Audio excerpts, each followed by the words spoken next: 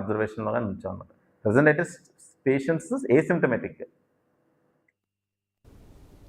అస్సాంలో ఎడతెరిపి లేకుండా కురుస్తున్న భారీ వర్షాలు తీవ్ర విధ్వంసానికి దారితీస్తాయి. ముఖ్యంగా శివసాగర్ జిల్లాలో ఆకస్మిక వరదలు ప్రజలు తీవ్ర ఇబ్బందులకు గురిచేస్తాయి. లోతట్టు ప్రాంతాలు లేటు మునిగిపోగా వేలాదిగా ప్రజలు వరద ప్రభావంతో సురక్షిత ప్రాంతాలకు తరలివస్తున్నారు. అటు బ్రహ్మపుత్ర నదిలో వరద నీరు ముంచెత్తుతోంది.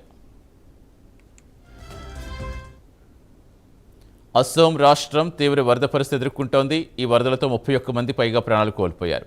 5,64,000 మందికి పైగా ప్రజలు నిరాశ్రయులయ్యారు. 872 గ్రామాలను వరదలు ముంచెత్తాయి. బ్రహ్మపుత్ర నది ప్రమాద స్థాయికి మించి ప్రవహిస్తోంది.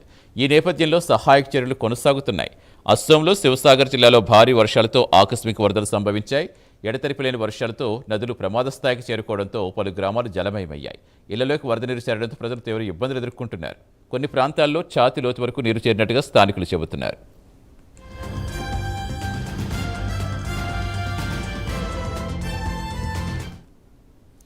బ్రహ్మపుత్ర నది తన ప్రమాద స్థాయికి మించి ప్రవహిస్తోంది. ఈ పరిస్థితి 872 గ్రామాల్లో ముంచెత్తడంతో పాటుగా పంట ప్రాంతాలను కూడా ప్రభావితం చేస్తుంది. దేవాలయాలు ముఖ్యంగా రివర్ పక్కన ఉన్నవి నీటిలో మునిగిపోయాయి. బ్రహ్మపుత్ర నది తీర ప్రాంతాల్లో అనేక లోతట్టు గ్రామాలు అప్రమత్తమయ్యాయి. నదికి సమీపంలో వ్యవసాయ భూములకు నీరు చేరడం ప్రారంభం కావడంతో రైతులు ఆందోళన వ్యక్తం చేస్తున్నారు. కొన్ని ప్రాంతాల్లో వరద నీరు గ్రామీణ రహదారులపైకి రావడంతో రాకపోకలకు అంతరాయం ఏర్పడుతోంది. నదీ తీరం వెంబడి ఉన్న ఆలయాల్లోనూ నీరు వచ్చి చేరుతోంది. నీటి మట్టం పెరుగుతున్న పరిస్థితిని రాష్ట్ర జలవనరుల శాఖ విపత్తు నిర్వహణ అధికారులు పర్యవేక్షిస్తున్నారు. అవసరమైతే ప్రజలను సురక్షిత ప్రాంతాలకు తరలించేందుకు జిల్లా యంత్రాంగం కూడా సిద్ధంగా ఉందని అధికారులు తెలిపారు.